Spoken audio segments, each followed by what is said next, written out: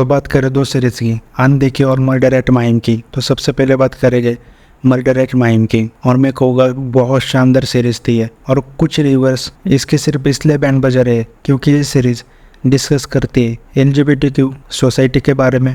एक तरह से कह लो उनकी साइड दिखाने के लिए ये सीरीज बनी है। और बात करें मर्डर एट माहिम की स्टोरी की, तो इसकी स्टोरी सिंपल है। एक सीरियल किलर कह लो एक के बाद एक गे लोगों की या फिर होमोसेक्सुअल लोगों की हत्या करते जा रहे हैं और पुलिस को ढूंढ निकलना है कि वो कौन है। इस सीरीज के ऊपर मेरा क्या ओपिनियन है वो मैं बाद में रखूंगा, लेकिन इस सीरीज में Shivaji Satam, Vijay Raja as a police officer, Ashutosh Rana as a journalist, Rajesh Khattar जिन्होंने आयरन मैन की वॉइस दी है, एक से एक शानदार कलाकार इस सीरीज में है।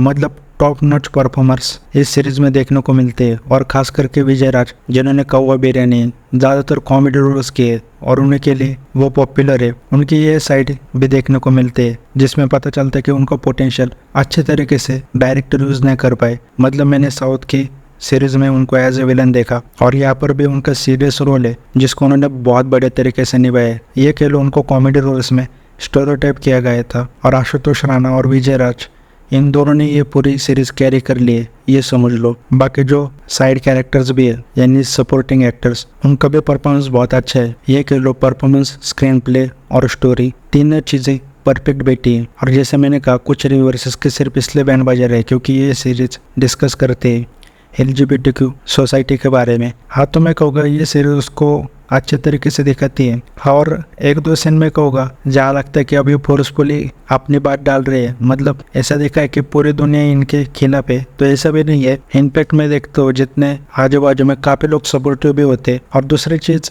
अगर आशुतोष राणा की फैमिली छोड़ दी जाए तो हर एक फैमिली को जल्लत दिखाए इसमें। मतलब हर एक पेरेंट्स अपने बच्चे की जान के पीछे पड़े, उनके सपनों को कुचलते हैं, ऐसा देखा है। तो मैं कहूँगा सीरीज तो टॉप नॉच है, हाईली रिकमेंड है, मस्ट वॉच सीरीज कहूँगा मैं। मतलब एक मर्डर मिस्ट्री में जो थ्रिलिंग सस्पेंस होना चाहिए वो इसमें बहुत बड़े तरीके से देखने को मिलता है। साथ में बहुत रियलिस्टिक भी रखा है। मतलब विजय राज को उसको सीनियर इतने बार डांटता है तो कई बार हमें लगता है कि फैमिली मैन की तरह श्रीकांत ने जिस तरह अपने बॉस को पीट दिया वैसे ये भी पीट दे, लेकिन रियल में ऐसा नहीं होता। रियल में तुमको सुनना पड़ता है सीनियर्स की। तो ये सारी चीज़ें काफ़ी रियलिस्टिक दिखाई है कि कितना प्रेशर होता है और फिर कैसे निर्दोष लोगों को फंसाया जाता है, मीडिया कैसी चीज़ें मैनिपुलेट करती है, सारी चीज़ें दिखाई है।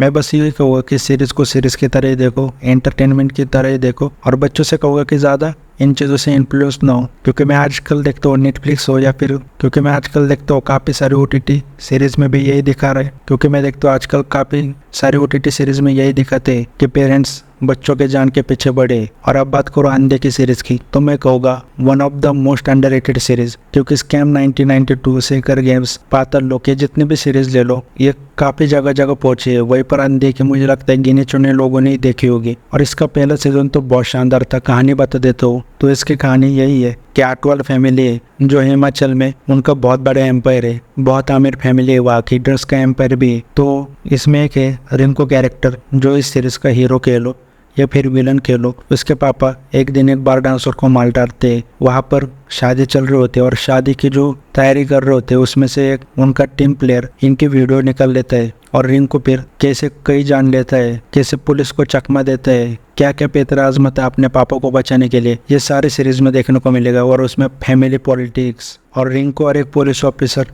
इन दोनों के पीछे गेम चलता रहता है। तो मैं कहूँगा सीजन 1 जहाँ पर इतना शानदार था कि आप एक सेकंड के लिए पलक नहीं झपकोगे, वहीं पर सीजन 2 उतने बढ़िया तरीके से कर नहीं पाया ये कह लो। क्योंकि सीजन 1 सरप्राइज था, वहीं पर सीजन 2 से एक्सपेक्टेशन थी कि सीजन 1 जैसे कुछ एपिक होगा, लेकिन वैसा कुछ देखने को नहीं मिला। यूँ कह लो ऐसे तैसे निकल लिया। लास्ट में उन्होंने सिर्फ सीजन 3 के लिए एक्साइट करके छोड़ दिया था। और सीजन 1 के बाद जो एक समय जो एक्साइटमेंट थी वो सीजन 2 के बाद नहीं रही थी। लेकिन मैं फिर कहूँगा सीजन 3 फिर से सरप्राइज पैकेज निकला, क्योंकि मुझे सीजन 2 के बाद कुछ ज़्यादा एक्सपेक्टेशन भी नहीं थी। लेकिन फिर इन्होंने सीजन 3 में जहाँ से स्टोरी वो कंटिन्यू की है। मतलब इस सीरीज का USP था पुलिस ऑफिसर वर्सेस रिंकू, ये उन्होंने पहचान लिया। और फिर से पुलिस ऑफिसर और रिंकू इन दोनों की जो लड़ाई है, पुलिस ऑफिसर को आटवाल फैमिली के खिलाफ जाकर रिंकू को पापा को अरेस्ट करना है और रिंकू को अपने पापा को बचाना है। मतलब वही सीजन 1 वाला एक्सपीरियंस कह लो, पलक नहीं झपकने देगा सीजन 3।